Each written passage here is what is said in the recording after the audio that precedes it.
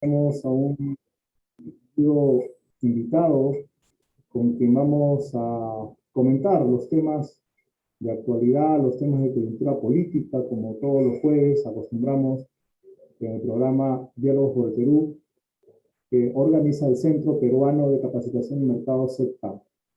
Para ello, tenemos a un invitado de lujo como es el doctor José Antonio Torres Iriarte, distinguido abogado, doctor en Derecho, con maestrías en la Universidad Católica, además un militante aprista de mucha trayectoria, reconocido seguidor de los ideales del doctor Raúl Ayala de la Torre. Para tal efecto, vamos a tener una exposición de 20-30 minutos con él y luego las preguntas sobre el tema central que es la crisis política y la intervención en las Fuerzas Armadas en el Perú, lo que hemos visto en los últimos días, renuncia del ministro, el tema también de los 100 días de este gobierno de Pedro Castillo, que no se ve ningún logro positivo, la intervención de Evo Morales en los temas internos del país, y lo que apena es que un sector del país o se hace solo, o se hace la vista gorda, o simplemente no quieren aceptar el tremendo error de haber elegido como presidente, en este sentido, al señor Pedro Castillo. A tal efecto vamos a invitar al doctor José Antonio Torres Iriarte para su exposición y al término de la misma iniciamos con las preguntas. ¿Cómo está, compañero? Muy buenas noches. Buenas noches, es un gusto participar en este programa en un momento político especial y singular para el Perú. Conozco de la preocupación de ustedes por el debate nacional, por acercarnos a la realidad nacional y a la propuesta política con miras a consolidar la democracia en el país, superar la pobreza y crear mejores condiciones para los vastos sectores nacionales. Creo que el gobierno de Pedro Castillo no ha logrado en 100 días o más ni siquiera tener claro cuáles son sus objetivos en el campo de la reactivación económica, sentar las bases del crecimiento de la economía, la reducción de la pobreza. Por el contrario, viene actuando políticamente, ideológicamente, correspondiendo la orientación del gobierno al marxismo-leninismo, al ideario de Perú Libre por un lado, pero por cierto también a lo que todos ya conocemos y es revelador, ¿no? La cercanía del Movadef y del neosenderismo en el gobierno de Pedro Castillo, donde claramente la agenda nacional parecería que no solamente está señalada en el ámbito de los actores políticos peruanos, sino responde a un internacionalismo con clara intromisión extranjera. Hemos visto repetidas veces llegar a Evo Morales a nuestro país, anuncia su llegada en diciembre para promover un encuentro internacional en el Cusco. Por otro lado, se han restablecido las relaciones diplomáticas con Venezuela, se han estrechado los lazos dentro del marco de los países que están signados por el socialismo del siglo XXI, y por lo tanto creo que si el objetivo del gobierno es político e ideológico, dentro de ese norte establecido, ellos van camino hacia la Asamblea Constituyente como tarea inmediata para sentar, según su propósito, una nueva constitución que deje atrás la constitución del 93, pero más allá de eso, siente las bases de un proyecto político autoritario, lo que es más grave para el país. Y precisamente como parte de ese proceso de copamiento institucional, de copamiento de los poderes del Estado, de las instituciones tutelares, creo que lo ocurrido en los últimos días con el relevo de los comandantes generales del Ejército, de la Fuerza Aérea, con lo que ha significado para el país la intromisión del jefe de Estado a través del ministro de Defensa, del secretario general de Palacio de Gobierno o de la Presidencia de la República para señalar quiénes deben ascender y quiénes no deben ascender, significa una clara demostración de que más allá del amiguismo, el favorecer a determinadas personas por lazos de amistad, de ser coterráneos o haber, digamos, algún tipo de conocimiento o relación previa, porque se habla de un grupo de oficiales vinculados a Cajamarca, nacidos en Cajamarca, pero más allá de esa anécdota, creo que no debemos perder de vista que todos estos pasos van orientados a controlar las Fuerzas Armadas. Y si bien el jefe de Estado es el jefe supremo de las Fuerzas Armadas, no tiene derecho a pretender politizar, partidarizar o creer que los ascensos militares son una muestra de una manifestación de confianza, cuando sabemos que las leyes establecidas en el país y que se venían respetando señalan claramente el cuadro de méritos, la línea de ascensos. Hay una carrera militar que inician los oficiales de las Fuerzas Armadas muy jóvenes cuando ingresan a la escuela de oficiales, y cuando egresan empiezan una larga carrera de varias décadas, no menos de 30 años, para llegar a ser generales del ejército o de la Fuerza Aérea. Lo que ha ocurrido, por lo tanto, es un hecho político que ya esta tarde ha tenido una respuesta de parte del Congreso, ¿no? La aprobación de la interpelación del ministro Walter Ayala para el próximo martes 16 de noviembre, con el claro objetivo de que conteste las preguntas que la representación nacional va a formular o está formulando, y luego del debate seguramente se planteará una moción de censura que seguramente será aprobada la próxima semana. Pero los hechos no se limitan solamente al ministro Ayala o al ministro de Defensa, que dicho sea de paso puso su cargo a disposición, que aparentemente el presidente Castillo le renovó la confianza, sino que además parecería que hay una crisis política al interior del gabinete, porque ayer que se cumplían los primeros 100 días de gobierno, Pedro Castillo, en una casa virtualmente vacía en Ayacucho, trató de explicar al país cuáles son los logros de su gobierno hasta la fecha, y se notó la ausencia de la premier Mirta Vázquez. Y en horas de la tarde ha trascendido que hay aparentemente voluntad, o habría la voluntad o la posibilidad de que la señora Vázquez va a poner su cargo a disposición o estaría renunciando al gabinete. Vamos a ir participación, siempre has estado muy participativo. Perdón, ¿me escuchan? Sí, lo escuchamos, adelante. Ya, disculpe, escuché una interrupción. En todo caso, más allá de lo ocurrido con las Fuerzas Armadas, con los comandantes generales, más allá de la interpelación al ministro Walter Ayala, creo que hay en ciernes una crisis política de mayor magnitud en el gabinete, y yo no descarto que este sea el inicio de un proceso de moción de vacancia que la representación nacional pueda estar formulando en las próximas semanas, con el claro propósito de vacar al presidente Pedro Castillo por incapacidad moral permanente, por un hecho grave. El señor Pedro Castillo prometió al país el día que dio el mensaje a la nación al asumir el cargo el 28 de julio de este año, que iba a respetar el profesionalismo y la institucionalidad de las Fuerzas Armadas. Y en sus primeras semanas de gestión está demostrando de que no tiene respeto por la institucionalidad de las Fuerzas Armadas y que está haciendo uso indebido de su poder para hacer señalamientos y favorecimientos hacia determinados oficiales en la línea de ascenso. Por otro lado, el hecho de que el presidente Pedro Castillo, en mi concepto, esté estableciendo relaciones bilaterales con Bolivia de una manera irregular, y lo quiero decir nuevamente, irregular, porque su viaje oficial a La Paz, el encuentro entre Pedro Castillo y el presidente de Bolivia, Arce, la Cancillería, ni el gobierno, ni la presidencia de la República han explicado al país lo tratado por ambos jefes de Estado, los alcances del ofrecimiento para la cooperación gasífera entre Perú y Bolivia, ¿no? Tampoco se ha explicado cuál es lo tratado o lo abordado en materia de salida al mar del país del altiplano. Y por cierto, hay una conjunción de voluntades políticas entre ambos gobiernos en el plano no solo bilateral, sino en el plano ideológico.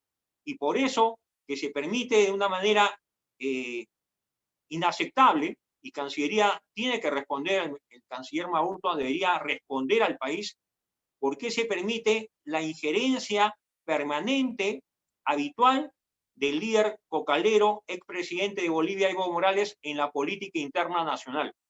Una cosa son las relaciones bilaterales, Unas cosas son los lazos de cooperación, otra cosa es que se acepte que un país y un líder político con tanta influencia en el actual gobierno de Arce, gobierno del Movimiento al Socialismo, pueda tomarse la libertad de ingresar a nuestro territorio N veces y hacer proselitismo político, partidario, ¿no? Y de naturaleza ideológica, que debe ser motivo de protesta. Ya recuerdo que en las primeras semanas de gobierno la representación nacional se planteó una moción de declarar persona no grata a Evo Morales. En todo caso, en ese momento no se consiguieron los votos necesarios, pero creo que hay que estar muy vigilantes, ¿no? Entonces, el tema de los ascensos, la injerencia política en las Fuerzas Armadas, las relaciones bilaterales con Bolivia y otras razones más podrían ir configurando causales para tipificar lo que se conoce como incapacidad moral permanente. No hay que olvidar que en el plano latinoamericano, ¿no? La presidenta de Brasil en su momento, Dilma Rousseff, fue cesada en el cargo por votación del Congreso brasileño por haber mentido y por haber distorsionado, adulterado las cifras oficiales del presupuesto de la República del Brasil, ¿no? Este hecho ocurrió en el 2016, generó la crisis del gobierno, el cese de la señora Dilma Rousseff y luego actos políticos encabezados por el accionar del juez Moro, ¿no? Que incluso dictó orden de detención para el expresidente Lula da Silva. Entonces, creo que en el Perú se está quebrando el orden institucional, constitucional. Creo que este gobierno no tiene ningún interés en preservar la democracia, da pasos progresivos, algunos más rápidos, otros con aparente lentitud, pero no ha cesado en su objetivo ir a una asamblea constituyente, aprobar una nueva carta política, refundar el Perú bajo los preceptos de este concepto llamado marxismo, leninismo, socialismo del siglo XXI, que tiene matices tal vez diferentes al proceso boliviano, al proceso venezolano o al proceso cubano, pero que en líneas generales responde y se inserta en esta gran corriente ideológica que fue inspirada por Fidel Castro a fines de los 80, ¿no? Incluso en la década de los 90 en especial, luego que la Unión Soviética se disolviera, luego que Cuba perdiera el apoyo financiero de los rusos, de la URSS, ¿no? Fidel Castro empezó a encontrar un mecanismo y una herramienta ideológica y encontró en el líder venezolano Hugo Chávez un alfil para empezar este proceso de copamiento de democracias y destrucción de economías en América Latina. Lo que pasó en Venezuela primero, lo que sucedió luego en Ecuador, ¿no? Y lo que ha sucedido en Bolivia son solamente capítulos de una historia orientada a un solo fin, ¿no? Terminar con las libertades, terminar con las democracias, hacer prevalecer gobiernos autoritarios, y en esa misma línea se están insertando en ese momento lo que estamos observando en Chile, donde hay una acusación contra el presidente Piñera en trámite, ha sido aprobada por la Cámara de Diputados esta semana, está yendo al Senado para su confirmación o rechazo. Hay elecciones en Chile el 21 de noviembre en primera vuelta. El candidato Boric es un candidato vinculado al Partido Comunista, al Frente Amplio, y puede estar en segunda vuelta con el candidato de la centro derecha, pero en Chile hay a la vez un proceso llamado Convención Constituyente, ¿no? Donde se está hablando insistentemente de la refundación de Chile, ¿no? Del establecimiento de una nueva república bajo otros signos ideológicos y políticos. Entonces no estamos, quiero ser muy claro en esto, solo ante un hecho nacional, aislado, peruano, local. No, esto es parte de un proceso político latinoamericano donde han establecido cabeceras de playa en Perú, en Chile, y van incluso hacia Colombia, donde el próximo año hay elecciones presidenciales y donde el candidato de izquierda, Petro, tiene todo el apoyo del chavismo y de Nicolás Maduro. Entonces, creo, a propósito del tema que nos han convocado para esta noche, que el Congreso debe afianzar su soberanía, su independencia, su autonomía, interpelar y a la vez, y luego censurar al ministro Ayala, y espero que el Congreso tenga conciencia plena que no se trata de ser meros observadores que estén vigilantes o estén preocupados por la situación nacional. Creo que en este proceso político de deterioro de la economía nacional, el gobierno tiene claro que va hacia la disolución del Congreso, ¿no? Bajo el pretexto de la negación de la confianza a 2 gabinetes o la censura a 2 gabinetes, o sin tener esa causal establecida en la Constitución del 93, porque cuando un gobierno tiene vocación autoritaria, las razones no necesariamente son legales o constitucionales. No hay que olvidar que Martín Vizcarra hizo de manera desnaturalizada una interpretación, digamos, novedosa del derecho constitucional bajo el concepto de la negación fáctica y se atrevió a disolver el Congreso el 30 de septiembre del 2019. Y lo peor de todo, que el Tribunal Constitucional, ¿no?, con una línea pro caviar, convalidó ese hecho contrario a la Constitución, ¿no?, de alguna forma validando el golpe del 30 de septiembre del 2019, aunque en el verdad no se pronunció sobre el fondo de la materia. Pero lo cierto es que 4 magistrados del Tribunal Constitucional, ¿no?, votaron para hacer, de alguna forma, legitimar el golpe del 30 de septiembre.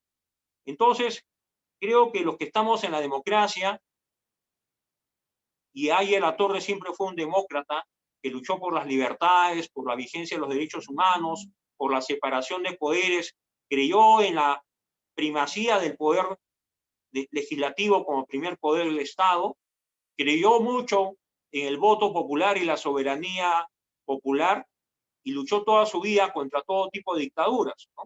Marcó diferencias con el comunismo internacional, con la Revolución Cubana, con la fallida experiencia de la Unidad Popular que lideró Allende en los años 70 en Chile y que devino en el golpe militar de Augusto Pinochet. Ayer Latorre, hasta el final de sus días, y como presidente de la Asamblea Constituyente, fue el gran inspirador de un movimiento de Frente Único, un partido pluriclasista, e inspiró a muchos partidos políticos latinoamericanos que creyeron en el nacionalismo continental, la unidad continental, pero bajo los patrones de la libertad y la democracia. Muy por el contrario, ahora estamos observando cómo en América Latina el socialismo del siglo XXI avanza incluso en medio de la confusión ciudadana, en medio de la confusión de los más jóvenes que no logran entender que el comunismo o el radicalismo o el totalitarismo causó pobreza en la Europa del Este, causó pobreza en la República China antes de las reformas económicas de los fines de los 70, luego de la muerte de Mao Zedong, y que ha causado en países como Nicaragua, donde el domingo ha sido reelecto por 4ª vez el dictador Daniel Ortega, teniendo proscrito a todos los partidos, o en la cárcel, o en el exilio a todos los candidatos opositores. En esa farsa de elecciones ha sido electo por 4ª vez el que alguna vez representó al Frente Sandinista de Liberación Nacional, que puso fin a la dictadura de Somoza, de la familia Somoza, ¿no? Nosotros alentamos siempre la caída de la dictadura de Somoza, y Víctor Raúl fue un sandinista convencido de que el camino era la libertad para Nicaragua. Pero lo que hoy ocurre con Daniel Ortega es que ha traicionado los ideales libertarios de Augusto Sandino, de César Augusto Sandino, ¿no?, el patriota nicaragüense, el patriota latinoamericano, al que se enfrentó al imperialismo norteamericano en los años 30 y por el que Ayer Latorre tuvo tanto aprecio. Entonces, esta tradición del Frente Sandinista, que expresa un 4º mandato, ¿no?, espurio de Daniel Ortega, es solamente una llamada de atención más, ¿no? Nicolás Maduro en Venezuela, Nicolás Maduro con vínculos con el narcotráfico internacional, ¿no? Personas muy cercanas a su entorno, el señor Saab, ¿no?, extraditado a Estados Unidos, el famoso Pollo Carvajal delatando las tropelías de la dictadura de Chávez y Maduro, apoyando a gobiernos y partidos de extrema izquierda en el país, incluso en Europa. Además, quiero llamar la atención esta noche, ¿no? La próxima semana los jóvenes y los hombres que desean y aspiran a una Cuba soberana y libre de todo totalitarismo, están pidiendo libertades y piensan movilizarse el próximo lunes 15 de noviembre. Por lo tanto, hay que, de nuestra posición, alentar ese esfuerzo por la libertad en Cuba y sentar claramente definido que para hacer justicia y promover la revolución social no se necesita conculcar libertades. Por lo tanto, creo que es el momento de exigir al Congreso Nacional que asuma su liderazgo político, la representación nacional que no ha tenido, en el caso de Acción Popular, un comportamiento ético a la altura de su historia y su tradición, o Alianza para el Progreso, bajo el liderazgo del señor Acuña, que parece que está en tratativas con el gobierno a cambio de favores y apoyo político, deben ser denunciados por la opinión pública y por los que somos convencidos que si el Congreso recupera su liderazgo y su soberanía, así como parecía imposible vacar a Martín Vizcarra hace un año, y sin embargo se lograron 105 votos en una noche que fue historia para el Perú, cuando se vacó al corrupto Martín Vizcarra, que luego tuvo la osadía de postular a la representación nacional sin tener derecho a hacerlo, porque legalmente infringía las normas constitucionales. Sin embargo, el Jurado Nacional validó esa postulación, fue elegido, pero luego ha sido inhabilitado. Entonces, estamos en una lucha difícil, donde el gobierno tiene cada vez más presencia y control de las instituciones tutelares del país, y por eso insisto, y para cerrar esta primera intervención, creo que el gobierno no solo ha tratado de favorecer a 2 o a 3 o a 4 oficiales en la línea de ascenso. No, el gobierno está aprendiendo a controlar y manejar las Fuerzas Armadas para preservar sus intereses políticos cuando sea necesario imponer una dictadura, ¿no? Privar de la libertad a los opositores e iniciar una persecución donde el APRA tendrá mucho que hacer y decir, porque si hay un partido en el Perú que ha sido más perseguido, proscrito o declarado ilegal en la historia del siglo XX, fue precisamente el partido de Aya La Torre, ¿no? Proscrito durante más o menos 30 años de la vida nacional, y fue Aya La Torre a quien las Fuerzas Armadas lo vetaron para que asuma la presidencia en el año 62. Por eso le decía ayer a un medio internacional que me pidió mi opinión, que el señor Pedro Castillo no puede victimizarse, ni puede responsabilizar de su fracaso a nadie. Las Fuerzas Armadas, que años atrás impidieron que Aya La Torre sea presidente de la República e impusieron el veto militar, en el 62 en especial, estas mismas Fuerzas Armadas hoy han reconocido como jefe supremo al señor Pedro Castillo. No han intervenido en el proceso electoral, no han obstaculizado que el Jurado Nacional valide los resultados a pesar de las serias irregularidades denunciadas por la oposición, y por lo tanto las Fuerzas Armadas han sido leales al orden democrático, pero otra cosa es que las Fuerzas Armadas sean melladas en su dignidad y sus oficiales sean maltratados en su honor y en su legítimo derecho a una carrera militar conforme al escalafón, a las leyes y a las normas establecidas y que deben ser respetadas por todo demócrata. Por lo tanto, no podemos esperar más de un gobierno que no tiene vocación democrática. El señor Pedro Castillo es un hombre formado en el sindicalismo, en la protesta, en la movilización y en la violencia, ¿no?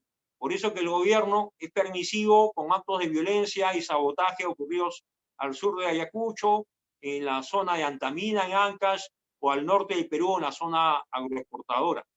El gobierno no tiene interés en preservar la propiedad privada ni garantizar la inversión extranjera o nacional. El interés político del gobierno es imponer una dictadura, cambiar la Constitución y sentar las bases de un gobierno de largo plazo, porque estos gobiernos no creen en la alternancia democrática, no creen en las elecciones libres, no creen en la constitucionalidad de las normas, ni tampoco tienen vocación por la libertad y los derechos humanos. Ellos están formados en la línea del totalitarismo, son depositarios y herederos del comunismo soviético, del comunismo maoísta, ¿no? Que trajo tanta pobreza, hambre y miseria en la República China durante décadas, en la época de Mao Zedong, muerto en 1976. Ellos están formados en el castrismo, ¿no? Que impuso que millones de cubanos se vieran obligados a salir al exilio o que terminó fusilando a opositores en territorio cubano. Ellos no creen en las libertades. Por supuesto que ellos reclaman democracia cuando les conviene, derechos humanos cuando les conviene, y señalan responsabilidades en otros gobernantes, pero no asumen sus propias responsabilidades. Y quienes creemos en el pan con libertad y evocamos siempre el mensaje de Aya La Torre, en el plano ideológico y político, tenemos el deber de alertar al país, sobre todo a aquellos que están confundidos o le otorgan el beneficio o la duda a un falso maestro, a un falso rondero, a un falso campesino, ¿no? Que no fue capaz siquiera de rendir examen y aprobar un examen para el nombramiento como docente. Por lo tanto, creo que, y siguiendo lo que he expresado en las últimas semanas, publiqué este domingo un artículo que era el momento de confrontar política e ideológicamente. Y en esa confrontación ideológica y política, creo que quienes tenemos la formación inspirada en el pensamiento y filosofía de Aya La Torre, tenemos mucho que decir y mucho que aportar. Por otro lado, no seamos ingenuos, ¿no? Defendamos la institucionalidad democrática que incluye, ¿no?, la institucionalidad de las Fuerzas Armadas, que deben preservar su profesionalismo, su respeto a la Constitución, su lealtad a la democracia y su compromiso con los valores nacionales en defensa de nuestro territorio ante cualquier intromisión o injerencia extranjera o ante cualquier cesión de soberanía en favor de un proyecto autoritario. Tengo serias dudas sobre lo tratado por el presidente Castillo y el señor Arce. Al fin y al cabo, Arce, presidente de Bolivia, es un acólito de Evo Morales. Por lo tanto, hay varios frentes que tratar: el plano de la política exterior, el plano de la defensa nacional, el plano de la seguridad interna. No hay que olvidar que han autorizado para que las Fuerzas Armadas, ¿no?, puedan actuar en defensa del orden público en Lima Metropolitana del Callao, lo que llama mucho a sospecha. Y, por cierto, la tarea más inmediata de un gobierno es, en una etapa post-pandemia, es crear condiciones para la reactivación económica, la recuperación del empleo, la reducción de la pobreza. Y si vamos a petardear, ¿no?, vamos a socavar los fundamentos de la macroeconomía, que han sido en 20 años baja inflación, ¿no?, déficit público bastante discreto, reservas internacionales suficientes para poder acometer la importación por lo menos durante 18 meses a 24 meses, sin ninguna dificultad. Esos fundamentos macroeconómicos no pueden ser pisoteados por el populismo, la entrega ilimitada de bonos y por la asignación de recursos ilimitados a favor de un clientelaje político con claro objetivo de dominación autoritaria. Quiero con esto concluir y, por supuesto, me interesa escuchar la participación de ustedes. Muchas gracias. Gracias, compañero José Antonio Torres Iriarte, por esta primera intervención. Válida su análisis frente a los hechos que estamos viviendo, una situación de incertidumbre, de anarquía política, sobre todo que el país no tiene un derrotero positivo: la economía, la crisis política, la falta de respeto a nuestras Fuerzas Armadas, están haciendo de que este gobierno simplemente no tiene no debe sostenerse en el tiempo, más bien deben haber cambios profundos. La participación de Jackie Lizanto. Adelante, Jackie. Sí, gracias. Bueno, sí, también agradecer por la disertación y ciertamente compartimos la indignación que ocurre actualmente en esta injerencia, ¿no?, que evidencia la actitud antidemocrática, dictatorial y totalitaria que quiere imponer este gobierno, ¿no? El señor Castillo llegó justamente con toda esa imagen del buen maestro, del proletario, como ellos quieren mencionarlo, ¿no? Dentro del campesino. Ciertamente creemos que en realidad esto responde más en realidad a una estrategia de campaña, ¿no? El poder sensibilizar de alguna manera a todo este sector también que de alguna se ha sentido identificado con esta imagen que han buscado llevar en esta campaña, ¿no? Sin embargo, usted bien ha disertado en el sentido de que esta injerencia que tiene o que buscaría tener el gobierno en las Fuerzas Armadas pondría en realidad en riesgo la democracia de nuestro país. La vacancia o la censura o digamos los medios jurídicos que puedan detener esta acción antidemocrática del señor Castillo y sus aliados de los amigos, sus amigos los dinámicos del centro, eh, ¿hay otra forma de que pueda de repente ponerse un alto, de que no pueda haber injerencia del gobierno de Castillo justamente en vulnerar la autonomía de las Fuerzas Armadas? Claro, estamos en un régimen democrático, prevalece la Constitución del 93, el presidente tiene tareas que cumplir en el plano constitucional. Si revisamos la Carta Política, el presidente tiene señaladas facultades, atribuciones, ¿no? Dirige la política exterior, por ejemplo, es el jefe supremo de las Fuerzas Armadas y de la Policía Nacional, pero no está autorizado para hacer uso político o partidario de las Fuerzas Armadas y la Policía Nacional para un proyecto político, bajo ninguna forma, porque las Fuerzas Armadas tienen que cumplir un rol conforme manda la propia Constitución en defensa de la soberanía nacional, de la integridad territorial, ¿no? En el caso de la policía, en defensa del orden interno dentro del marco de la Constitución. Cuando un presidente pretende supuestamente interferir en decisiones que corresponden a las leyes establecidas para cada arma, Fuerza Aérea, Marina o Aviación, está incumpliendo su mandato legal y constitucional.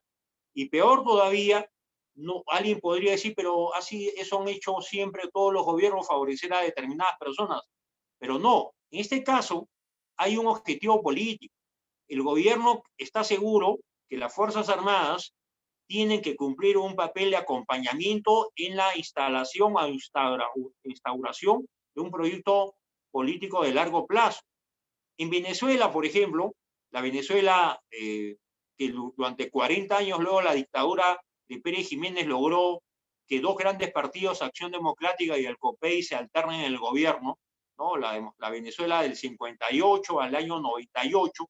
Cuando llega Hugo Chávez habló en primer lugar de una nueva constitución, de refundar la república. Se aprobó una constitución, se creó la República Bolivariana de Venezuela, y Hugo Chávez, que era un comandante que no logró poner fin al gobierno de Carlos Andrés Pérez en el año 92, que fue sentenciado por los jueces venezolanos por haber violado la Constitución venezolana de 1961 y que cumplía una pena privativa de libertad. El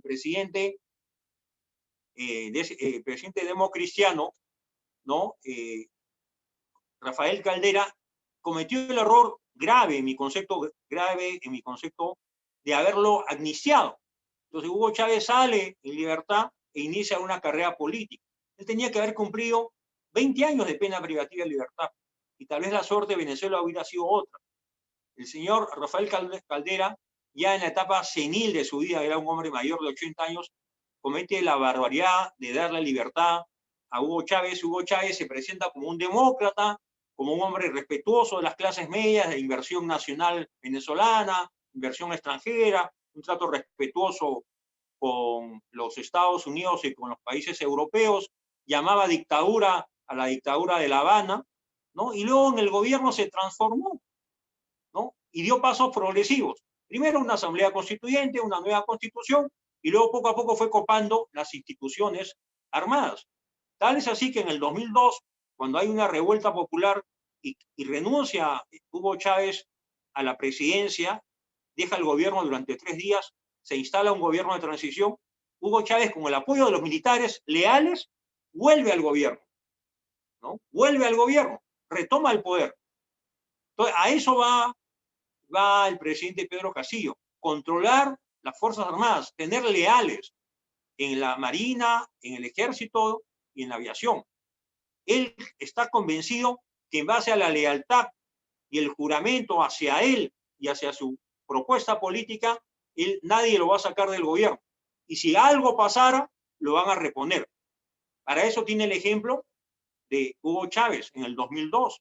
Volvió al gobierno 3 días después de haber renunciado. ¿Qué ha pasado en Bolivia? Evo Morales pretendió elegirse por 4ª vez, ¿no? En un proceso fraudulento. La OEA llamó fraude a las elecciones, pidió nuevas elecciones. La policía y la Fuerza Armada le pidieron a Evo Morales que renuncie. La protesta social en el 2019 en las calles de Cochabamba, de Potosí, de La Paz, de Oruro, era multitudinaria en contra del gobierno nefasto de Evo Morales.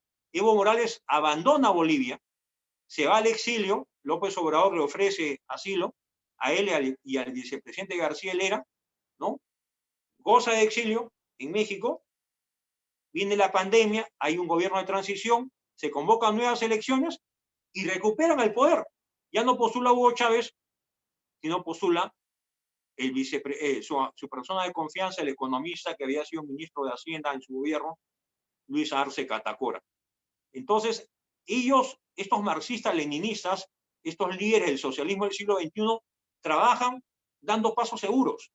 Ellos copan, ellos quieren lealtades, ellos no quieren institucionalidad. A ellos no les interesa la libertad de prensa, la separación de poderes, el Ministerio Público Autónomo, jueces probos. No, ellos quieren someter a las instituciones.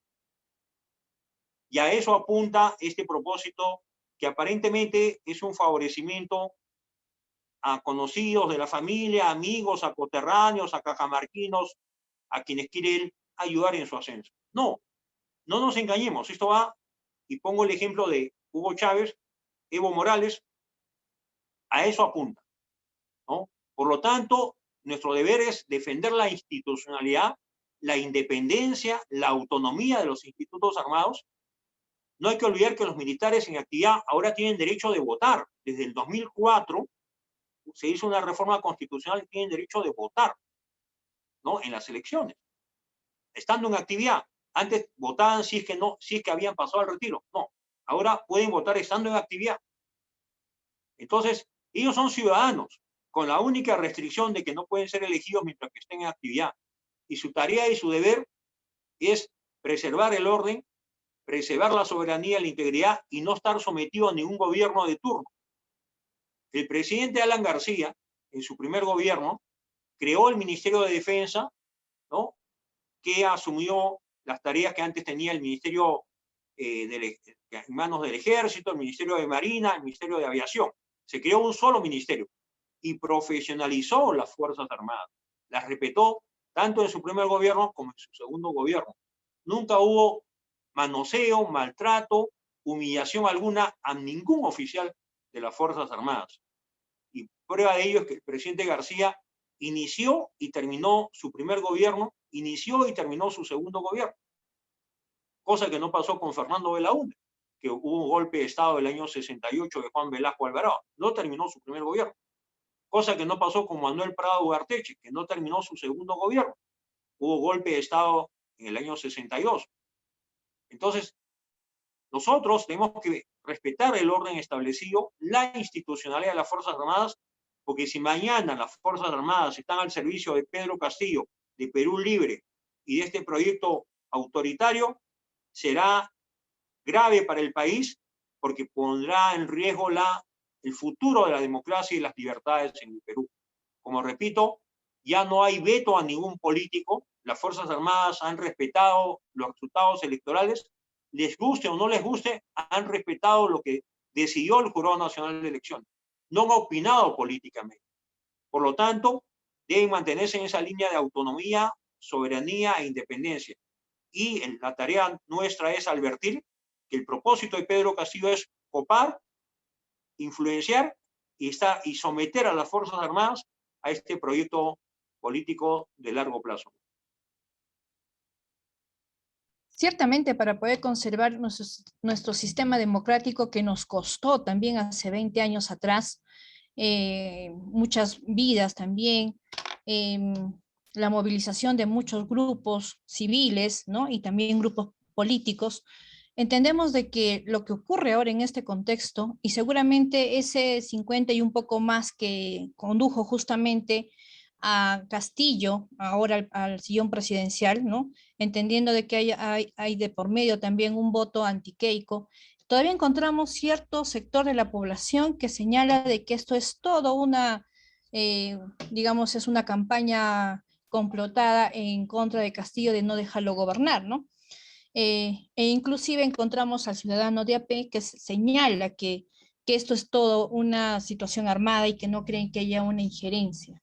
Em, ¿Qué más Bueno, evidencias necesitaría la población para entender que en realidad la medida que ellos están queriendo implementar justamente nos está conduciendo a un modelo totalitario, como hemos señalado el caso de Venezuela, el caso de Bolivia, ¿no? Que ha ocasionado crisis económica. Hoy quizás en los hogares todavía no comprendemos que, bueno, pues si antes comíamos 5 o 6 panes en la mesa por un sol, hoy estamos comiendo 3, 2 panes, 4 panes, ¿no? Dependiendo también, porque ahí también está variado.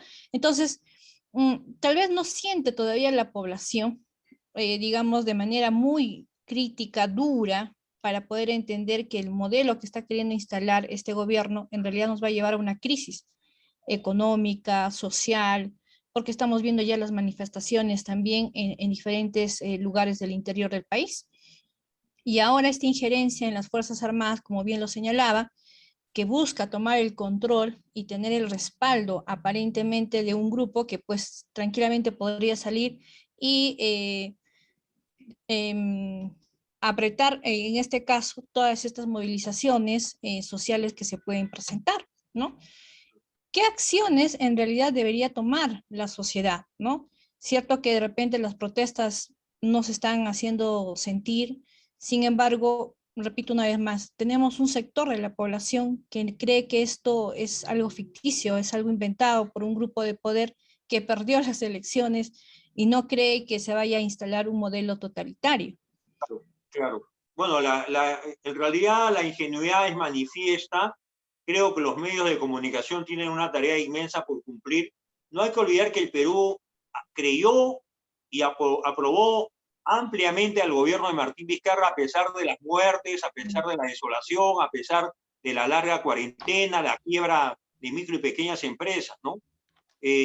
Falta educación cívica, falta educación en valores democráticos en el país. El Perú, no hay que olvidar, si hacemos un poco de memoria, ¿no?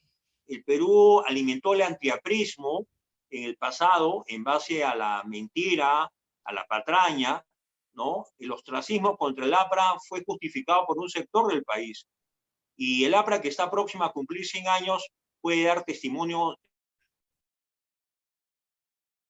que el APRA sea un partido que pueda participar en elecciones, sea un partido libre y ahí a la Torre asuma la presidencia. Por otro lado, cuando en los años 70 la población respaldaba al dictador Juan Velasco Alvarado, no era consciente tampoco del daño irreparable que causó a la economía nacional la experiencia velasquista, que fue una experiencia expropiatoria, confiscatoria, ¿no? Privó de las libertades al país y no permitió que los partidos políticos participen en la vida nacional. Cerró el Congreso, controló el Poder Judicial, controló los medios de comunicación. Los medios de comunicación estaban bajo la observación del gobierno militar. Todos los ministros de Estado, con Velasco Alvarado y con Morales Bermúdez, todos eran generales o eran almirantes. No había un solo civil. En los años de Morales Bermúdez hubo algunos civiles como Barúa en economía o Silva Roete en economía o el canciller de la República, ¿no? Pero fueron casos aislados. Entonces, y luego el gobierno, digo, la ciudadanía toleró a Fujimori, ¿no? Que cerró el Congreso el 92, pisoteó la Carta Política del 79, sin embargo era un presidente que gozaba de amplia popularidad. Y Fujimori hablaba de la partidocracia y hablaba de que no lo dejaban gobernar. O sea, este discurso que no me dejan gobernar es de larga data. Lo puso en práctica Fujimori para cerrar el Congreso, el 92, ¿no? Lo puso en práctica Martín Vizcarra para cerrar el Congreso el 2019. Pero en realidad, ¿por qué la población se deja manipular, seducir, engañar, ¿no? De una manera tan frecuente? Porque creo que no hay cultura cívica, no hay cultura en valores. La gente aún no reconoce lo que es importante, el concepto de la libertad, ¿no? La libertad es un don, más allá de la fe religiosa, es un don que debe ser preservado por encima de todo. Ninguna dictadura, ¿no? Ni la de Fujimori, ni la dictadura de Velasco, ni las dictaduras de Odría, Sánchez Cerro, ninguna dictadura en el Perú ha generado bienestar. El bienestar se genera en libertad y en democracia. La prueba de ello es que el presidente García en su segundo gobierno, no teniendo mayoría en el Congreso, teniendo apenas 36 congresistas, Perú Libre tiene 37, el APRA tenía solo 36 y el Congreso era de 120. Sin embargo, el APRA, siendo minoría en el Congreso, logró, en base al diálogo, en base al entendimiento con otras fuerzas políticas, aprobar leyes importantes, darles gobernabilidad al país, y fue un periodo de crecimiento económico, de reducción de la pobreza. Más de 6 millones de peruanos dejaron la línea de pobreza, superaron la línea de pobreza, engrosaron las clases medias, hubo un proceso de multiplicación de centros comerciales, edificios multifamiliares, ¿no? Otorgamiento de crédito hipotecario, fortalecimiento de la educación privada universitaria, una masificación de la educación privada en las provincias, y un claro proceso de crecimiento que continuó tibiamente con Humala, ¿no? Y que decayó con PPK y se agravó con Vizcarra. Pero con Vizcarra fue peor, porque la cuarentena, el COVID, los más de 200.000 muertos agravaron la crisis. Y en medio de la crisis, y yo sostengo lo siguiente, si el país no hubiera vivido la catástrofe del gobierno de Vizcarra, la crisis sanitaria, la muerte de miles de peruanos por el COVID, les aseguro que un candidato como Pedro Castillo no hubiera tenido la votación que tuvo en primera vuelta.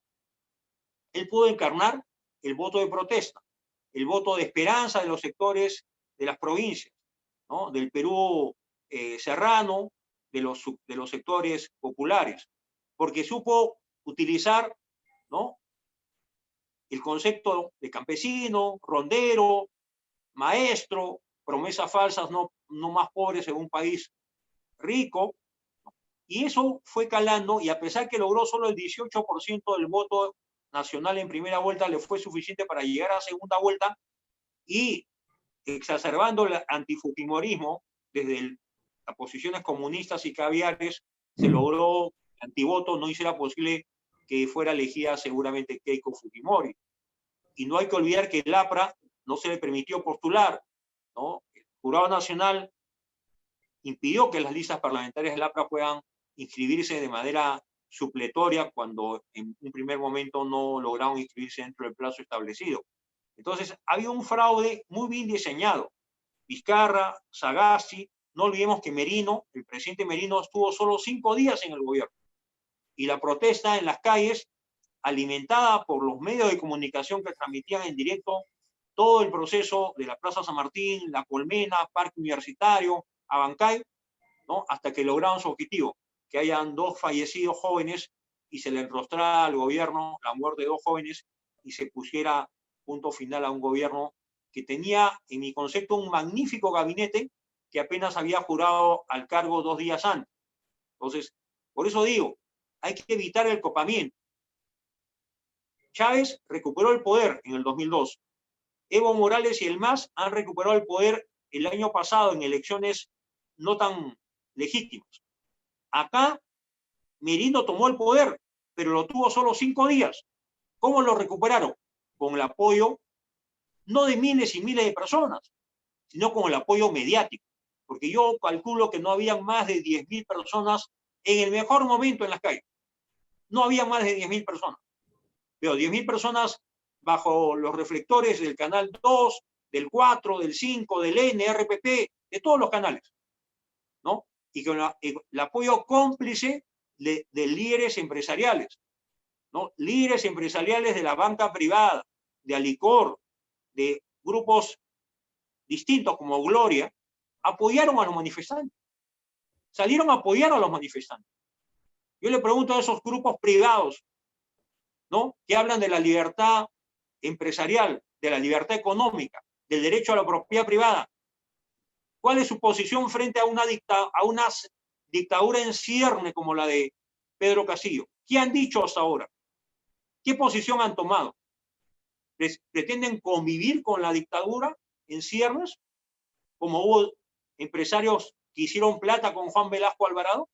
Hubo empresarios que le pasaron por alto los latrocinios del fujimorismo en la medida que ellos también ganaban dinero, ¿no? Yo pido honestidad al sector privado, transparencia al sector privado, que digan cuáles son los valores que los inspiran. ¿Solo ganar dinero? ¿Solo multiplicar sus recursos? ¿O quieren que el Perú sea un país libre donde los jóvenes tengan derecho al futuro y se haya respeto por la separación de poderes y por la iniciativa privada y por el emprendimiento? Porque el Perú, y ustedes que siempre están abocados al estudio de la realidad nacional, el Perú es un país de emprendedores. Es un Perú de emprendedores que dejaron el campo, ¿no? Lograron situarse en Lima Norte, en Lima Sur, Lima Este. Muchos de ellos son ahora profesionales, empresarios, microempresarios, incluso medianos empresarios, grandes empresarios que han tenido un origen humilde y que no se victimizan, que no lloriquean, como lo hace el sombrío Bellido, Guido Bellido, o el hombre del sombrero luminoso, Pedro Castillo, ¿no? Por favor, el que es preparado es preparado. El que se capacitó y estudió y logró éxito en la vida, hay que apoyarlo. Pedro Castillo es la expresión más cabal de la improvisación, de la ignorancia, pero eso sí, de la audacia. Su audacia y su ambición de poder, la de él y la de Vladimir Cerrón, no tienen límite. Y si no entendemos esto, la verdad que sobre el Perú se cierre un escenario dramático en los próximos meses y años. Bien. Hay uno de los participantes en el Zoom que pide el uso de la palabra. Adelante, por favor. Puede prenderse el micrófono.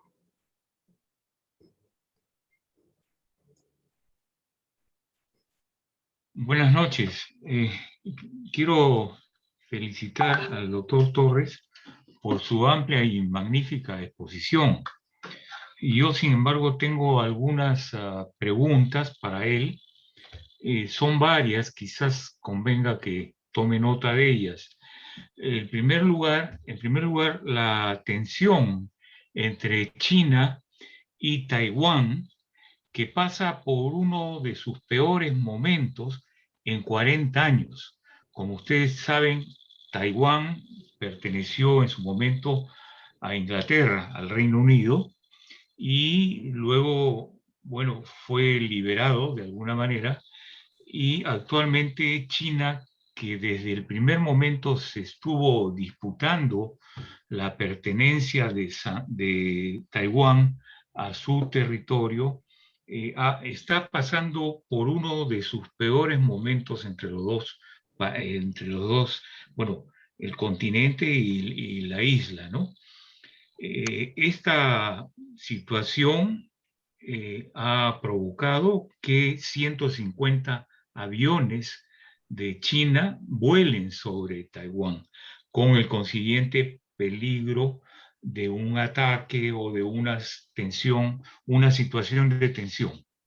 En segundo lugar, quiero preguntarle qué opina el doctor José Antonio Torres Iriarte sobre la probable guerra fría entre la China y los Estados Unidos. Es decir, hay una guerra comercial muy notoria que coloca obviamente a los Estados Unidos en el primer país del mundo en potencialidad económica y militar, y en segundo lugar, y en ese orden, a China, que está de alguna manera sobre Rusia, ¿no? Hay una guerra comercial que puede desencadenar más allá en una situación más peligrosa. En tercer lugar, quería preguntarle sobre el error que sucede desde hace muchos años en las Naciones Unidas al incorporar a Cuba y a Venezuela al Consejo de Derechos Humanos, teniendo en cuenta sus antecedentes antidemocráticos. Antes de ello existió la Comisión de Derechos Humanos, que ahora se llama Consejo de Derechos Humanos, y que ahora tiene 2 o 3 miembros más. Sin embargo, se insiste en incorporar a estos dos países antidemocráticos al seno del Consejo de Derechos Humanos, que supuestamente vela por los derechos humanos en el mundo y por la democracia universal. Y en último lugar, ¿qué opina usted sobre la presencia y la influencia de Evo Morales en el Perú? Ha estado hace poco varias veces en el sur del Perú. De alguna forma es una intromisión en asuntos internos del Perú, máximo si se trata de un expresidente de un país limítrofe y hermano del Perú. Gracias, doctor José Antonio Torres. Adelante con la pregunta, con la respuesta. Bueno, agradezco la intervención del embajador José Luis Pérez Sánchez Cerro, embajador del Servicio Diplomático Peruano, amigo personal, gran compañero, discípulo de Aya de la Torre. Bueno, son varios temas que ha planteado. Creo que voy a empezar por el tema de Evo Morales porque lo he venido tratando de desarrollar a lo largo de la presentación. Creo que Cancillería, el Ministerio de Relaciones Exteriores, el canciller Magurtua deben transparentar e informar al país sobre lo tratado entre los presidentes Pedro Castillo y Arce Catacora en la visita oficial que se llevó a cabo hace unos días como parte de ese gabinete binacional peruano-boliviano, ¿no? Creo que además Pedro Castillo, como no ha dado hasta ahora ninguna conferencia de prensa a los corresponsales acreditados en el Perú, como no da conferencia de prensa a los periodistas nacionales, como todos vemos, a la prensa nacional la tienen en las afueras del Palacio de Gobierno, no les han asignado el espacio que siempre han gozado dentro de las instalaciones de la sede del Poder Ejecutivo, dentro del Palacio de Gobierno, y hacen su labor reporteril e informativa en la Puerta de Desamparados, cerca de la Casa de la Literatura, en el Jirón de la Unión, en la Plaza de Armas. Hay un maltrato y una mella, un desdén total por la prensa nacional. Entonces creo que el embajador Magurtua, que además fue muy crítico con las relaciones con el del gobierno de Nicolás Maduro, apoyó el Grupo de Lima y sin embargo como jefe de la diplomacia peruana ahora se han restablecido, ha impulsado el restablecimiento de relaciones diplomáticas entre Perú y Venezuela, entre el gobierno de Pedro Castillo y el gobierno de Nicolás Maduro. Más aún se favoreció o se hizo posible que incluso el gobierno de Venezuela aceptara la propuesta del gobierno peruano para hacer al señor Richard Rojas embajador del Perú ante el gobierno bolivariano de Venezuela, ¿no? Un señor sin trayectoria profesional, dedicado a la reparación de artefactos eléctricos en la calle Paruro del centro histórico. Entonces, era claro que este señor iba a cumplir un encargo político de Vladimir Cerrón, ¿no? Y respondía a un interés de otra naturaleza, que no tiene ninguna formación para poder representar al país en el campo de las relaciones internacionales, ¿no? Lo que no quiere decir que un gobierno no tiene derecho a la llamada cuota política. Todos los gobiernos han designado a embajadores llamados políticos que no son diplomáticos de carrera, que no se formaron en Torre Table, pero que sí tienen una trayectoria democrática y de valía profesional que los acredita para representar al Perú en el exterior. Y hemos tenido casos de distinguidos políticos y profesionales que han cumplido esa tarea en el pasado. Con respecto a Naciones Unidas, creo que Naciones Unidas cada vez está siendo cooptada por el globalismo, por las agencias internacionales que creen en la Agenda 2030 y el globalismo, que no tienen claro qué cosa es la democracia, la libertad y qué cosa es la violación de los derechos humanos. Porque es inexplicable que la propia Asamblea General, ¿no?, de Naciones Unidas haya elegido o incorporado, como dice el embajador Pérez Sánchez Cerro, a dos países que no tienen ninguna simpatía por la democracia y el respeto por los derechos humanos, como son Venezuela y Cuba, ¿no? Sin embargo, son parte del Consejo de Derechos Humanos de una manera realmente increíble, ¿no? Contradictoria, yo diría hasta vergonzosa. Con respecto a la llamada Guerra Fría entre República China y los Estados Unidos, es verdad, la guerra comercial que promovió el gobierno de Trump hasta hace un año en sus relaciones tensas con el gobierno de Beijing, incluso Donald Trump cuestionó y responsabilizó políticamente al gobierno chino de no haber advertido a la comunidad mundial, ¿no?, a la humanidad del riesgo y el peligro que significaba el COVID-19, que se inició supuestamente en un laboratorio de ese país o en una ciudad de ese país. Pero en todo caso, hace poco escuché al director ejecutivo de la Organización Mundial de la Salud que ante una pregunta del presidente Bolsonaro que le planteó en medio de los pasillos de esta cumbre COP26 que se está llevando a cabo en el Reino Unido, le preguntó Bolsonaro, ¿no?, muy a su estilo, de manera un poco informal, le dijo, ¿ustedes ya saben cuál fue la causa del COVID? Y el director ejecutivo de la OMS simplemente contestó, estamos investigando. O sea, al día de hoy no se conoce si esto es parte de una guerra bacteriológica, ¿no? Podría ser, o una guerra, o un hecho producido, originado en un laboratorio, como se dice, o de lo contrario, tuvo otro origen que pudo gestarse en un mercado de una ciudad determinada de ese inmenso territorio que es la República China, y de ahí tanta zozobra en la sanidad china y trasladarse a otras partes del mundo.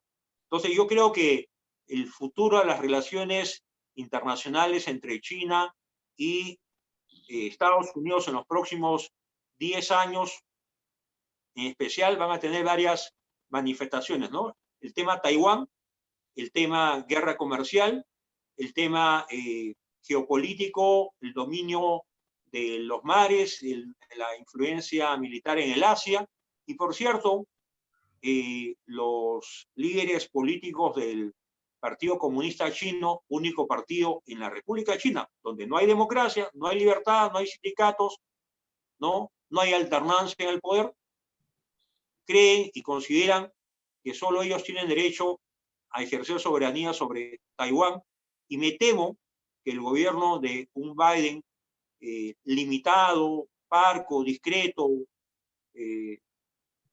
bastante poco proactivo en el campo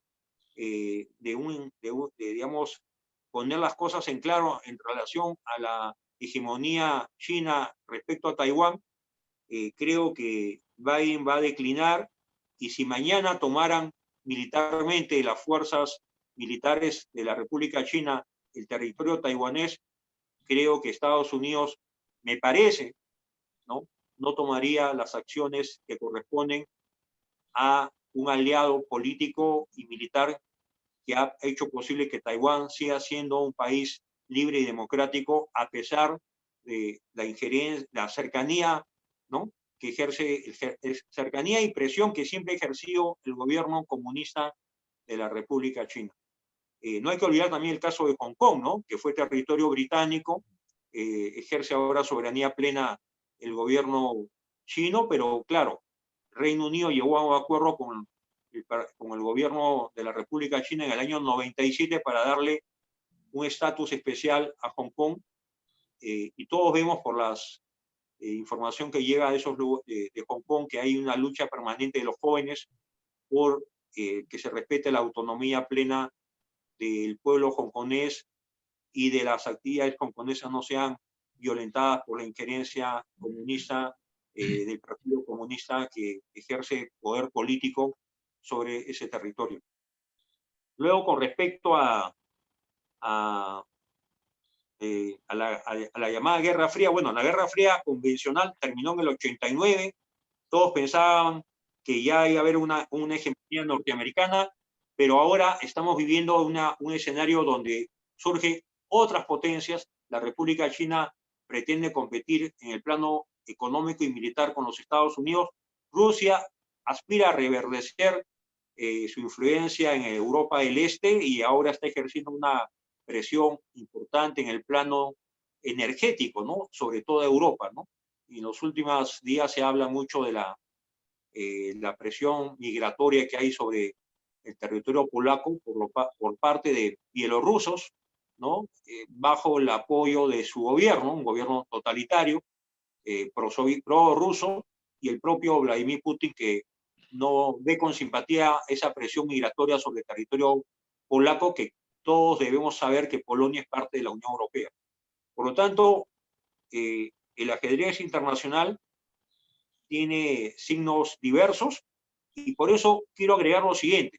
No nos confiemos que si mañana se impone una dictadura en el Perú, la comunidad internacional va a hacer algo para restablecer el orden democrático en el país. No va a pasar nada. Imponen la dictadura y la OEA, Naciones Unidas, ¿no? Van a hacer poco o nada por salvar la libertad y la democracia en el Perú. Por lo tanto, la tarea por las libertades en el Perú es tarea de todos nosotros, sobre todo de aquellos que tenemos la convicción que solo la libertad y como instrumento de soberanía debe prevalecer por encima del totalitarismo, la intolerancia y estas hegemonías ideológicas neosenderistas y neomarxistas, ¿no? Gracias. Muchas gracias.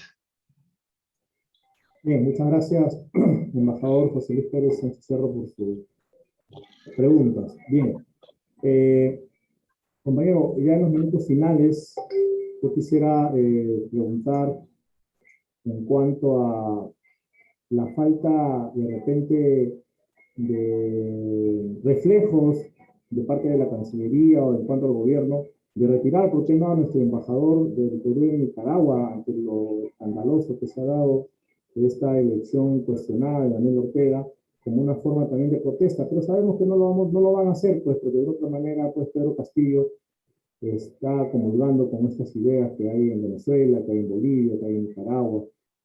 Por otro lado, la vacancia presidencial que también se ha estado hablando dentro de las bancadas parlamentarias, falta de unidad, falta de consenso para poder llegar a este objetivo. No por algo usted también hablaba que Acción Popular ha traicionado a sus ideales y también está votando a favor del voto de confianza que dio el mismo Alianza para el Progreso con Acuña, que se ha descubierto en reuniones secretas con la Premier. Y por otro lado, si bien es cierto el presidente de la República es el jefe supremo de las Fuerzas Armadas, pero eso no da derecho a intrometerse, a no respetar la meritocracia al interior de las Fuerzas Armadas en cuanto a los ascensos de los coroneles, generales. ¿Qué se debe hacer? ¿Qué reformas debemos hacer? Usted como abogado, ¿qué sugiere? ¿Qué reformas se deben hacer para que, por más que el presidente sea la máxima autoridad y finalmente quien dirija como jefe supremo de las Fuerzas Armadas, evitar ese tipo de cosas, de situaciones, porque querer apoyar o favorecer a militares que por cuestiones de nacimiento, vínculos con Cajamarca u otros lados, finalmente el tema de la meritocracia debe respetarse en todos lados, como también en la Cancillería, en el servicio diplomático, en todos los lados, ¿no? En la misma Policía Nacional. Ante ello, ¿cuáles serían sus reflexiones finales?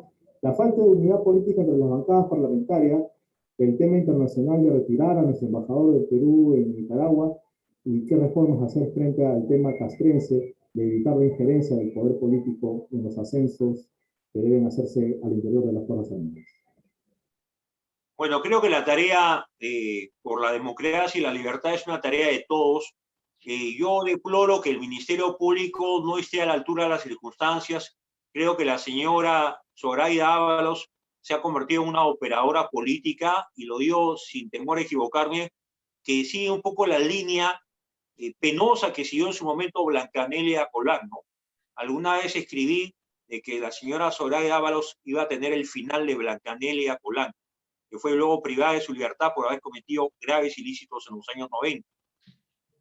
Creo que Zoraida Ábalos podría hacer mucho desde el Ministerio Público, no para responsabilizar penalmente al presidente Manuel Merino o a Antero Flores Arauz con un claro objetivo político, sino para incriminar a Martín Vizcarra, ¿no? Que sigue haciendo política, que ya no necesita de Somos Perú, que ahora está promoviendo su propio partido, el Perú Primero, ¿no? Para impulsar desde el Ministerio Público, desde la Fiscalía de la Nación, las acciones necesarias para detener a quienes tienen ya mandato de parte del Poder Judicial respecto a los dinámicos del centro. ¿Por qué Vladimir Cerrón sigue libre? ¿Cómo Vladimir Cerrón puede justificar que su señora madre, una cesante del magisterio, tenga cuentas por más de 1 millón de soles, que la Unidad de Inteligencia Financiera detectó, y por eso puso un candado sobre esas cuentas? ¿Cómo el señor Vladimir Cerrón tiene cuentas de más de 1 millón de soles y le gira un cheque por más de 300.000 soles al técnico electricista Richard Rojas, que fue propuesto por este gobierno para ser embajador de Perú ante la República Bolivariana de Venezuela? ¿Son cantidades menores? ¿Eso no es lavado de activos? Yo espero que el Poder Judicial la próxima semana conceda el amparo solicitado respecto a la nulidad del proceso electoral, ¿no? Porque lo que se consumó en segunda vuelta en especial, incluso en primera, pero en segunda vuelta en especial, fue un fraude para hacer posible la victoria irregular de Pedro Castillo. No olvidemos que el Jurado Nacional de Elecciones, formado por 5 miembros, tuvo solo 4, porque el Colegio de Abogados de Lima no llegó a elegir oportunamente a su representante ante el Pleno del Jurado Nacional. Y el señor Salas Arenas tuvo doble voto. Y el propio Pleno del Jurado Nacional tuvo una crisis porque uno de los magistrados renunció en pleno proceso electoral, fue reemplazado por el señor Montesa. De tal modo que tantas irregularidades, y sin embargo la OEA no estuvo a la altura de las circunstancias. El gobierno de Sagasti no pidió como correspondía, conforme al procedimiento de la Carta de la OEA, no solicitó la auditoría internacional que hubiera podido examinar, ¿no? Haber hecho una auditoría de los procesos, procedimientos, del software de la OMPE para poder verificar si hubo una manipulación y fraude en mesa. Entonces hay varias cosas que se pueden seguir haciendo. Ministerio Público, Poder Judicial, ¿no? Además, las Fuerzas Armadas y los oficiales de la Fuerza Armada con dignidad no pueden prestarse el uso político de las instituciones para afanes de copamiento con miras a un proyecto político autoritario. Las Fuerzas Armadas les corresponde otra tarea. Eso dependerá mucho de la oficialidad de las Fuerzas Armadas. Además, creo que el Congreso aún no ha logrado entender, la mayoría de congresistas, cuál es la función congresal. No tienen experiencia política, no tienen formación ideológica, muchos de ellos. Decía yo de Acción Popular, porque Acción Popular no fue capaz de apoyar al presidente Manuel Merino en momentos cruciales como el 2020, cuando se presionaba para la salida del presidente Merino, ¿no? Y sin embargo le ha dado el voto de confianza, el voto de investidura a la señora Mirta Vázquez, ¿no? De manera prácticamente unánime. Y en el caso del señor Acuña, creo que es la más clara demostración cómo un partido político clientelar, apoyado en los recursos que le ha generado la Universidad Vallejo al señor Acuña, ha logrado tener una enorme cuota de poder.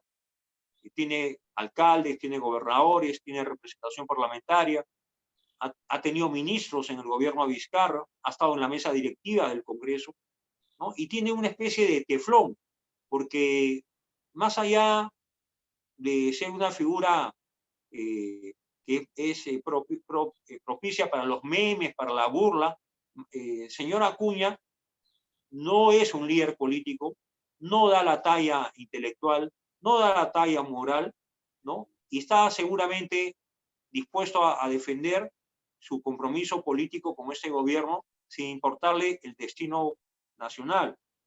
Saludo, por supuesto, la actitud corajuda de la doctora Echaíz, ex fiscal de la Nación, el general Quiabra, que luchó en el CENEPA, que fue ministro de Defensa hace unos años, que tienen, a pesar de su condición de miembro de la bancada o grupo parlamentario de Alianza para el Progreso, han tenido una posición muy crítica respecto a ese gobierno desde la primera semana.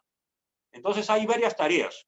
Lo que sí quiero decir claramente, que si los votos no se consiguen en una vacancia que se pueda tramitar en estos próximos días o semanas, no olvidemos que la vacancia presidencial de Martín Vizcarra se logró en un segundo round, ¿no? Una segunda oportunidad. En la primera, en septiembre del año pasado, fracasó.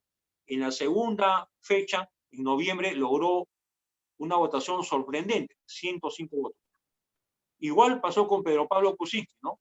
Logró salvarse por el apoyo de Kenji Fujimori y su grupo de incondicionales, no logró la aprobación de la vacancia presidencial en diciembre del 2017, pero sin embargo, 3 meses después, presionado por las circunstancias, el propio Pedro Pablo Kuczynski presentó su renuncia, ¿no?, al cargo de presidente. Entonces, la tarea política es enorme.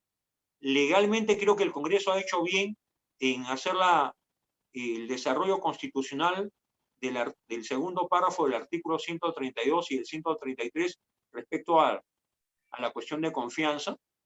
Y ciertamente que el Congreso, el Poder Ejecutivo ha interpuesto una acción de inconstitucionalidad ante el Tribunal Constitucional que está en trámite, y hay una contraofensiva del gobierno, porque ha planteado también una reforma al tema de la vacancia presidencial y al concepto de la incapacidad moral permanente, ¿no? Invocando que solo se puede cesar a un presidente por incapacidad mental, ¿no?, debidamente acreditada por una junta médica. Entonces, en esta ofensiva, contraofensiva, golpes y contragolpes, creo que en la política es como un ajedrez. Quienes no saben jugar ajedrez en el plano político, deberían, si no saben hacerlo, deberían asesorarse por personas que tienen el expertise, la experiencia y la capacidad profesional y experiencia política para dar una opinión. Creo que no podemos perder más tiempo. Creer en las buenas intenciones de Pedro Castillo es demostrar ingenuidad y falta de compromiso con el país. Pedro Castillo es, repito, un hombre audaz, un organizador, un disociador, un violentista. Sus lazos con el Movadef, con el senderismo reciclado, con el neosenderismo son abiertos, y Vladimir Cerrón, que hace rato debía estar privado de su libertad, ¿no?, goza de impunidad por la lenidad y la pasividad del Ministerio Público y del Poder Judicial, que en otros casos, con diligencia y rapidez, ha dispuesto detenciones preliminares contra expresidentes, pero que sin embargo ante hechos tan graves guarda absolutamente distancia y deja que el tiempo pase, las semanas pasen y haya un reposicionamiento de fuerzas al interior del gobierno. Creo que los días de la libertad en el Perú están contados si es que no reaccionamos a tiempo. Y en mi concepto, ya para finalizar, creo que el plazo razonable es de que antes de mediados de diciembre el Perú haya salido de esta crisis política. De lo contrario, iremos a la deriva y al fin de las libertades en el país. Muchas gracias. Gracias, doctor José Antonio, y así también la presencia del embajador.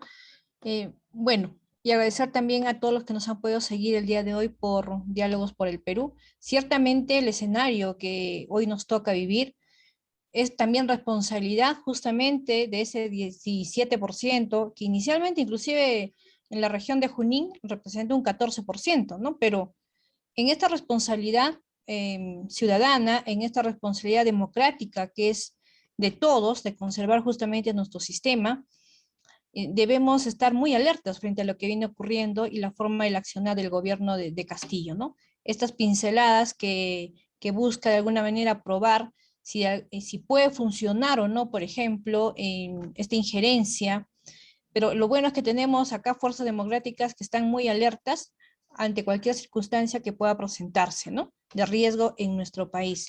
Ciertamente también es necesario señalar de que estamos ante una inseguridad ciudadana cada vez más sensible, ¿no? Es más crítica en el sicariato, el secuestro, la trata de personas, cada vez se va agudizando también en nuestro país, ¿no? Y ¿por qué no mencionar el narcotráfico? También es un tema de riesgo en nuestro país. Entonces, evidentemente, el gobierno de Castillo no garantiza un sistema democrático, no garantiza la reactivación económica, que cada día más se pone más crítica también. La canasta familiar se vuelve cada vez más un lujo en los hogares. Hemos señalado que hay 9 millones de personas que ya han pasado a ser informales, también justamente con esta situación crítica de la economía. Y sin dejar de mencionar que cada vez más la inversión privada también no se siente confiada en invertir en un país donde no le genera confianza ni estabilidad.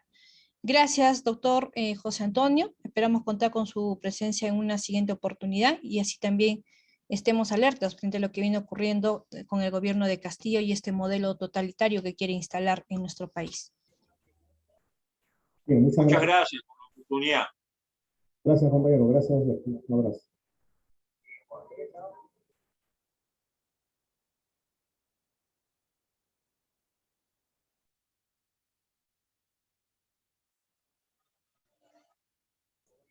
Bien, compañero, ya corté el enlace en vivo. Gracias, ha estado muy amena la intervención. Muchas gracias, buenas noches. Seguimos coordinando, Gracias.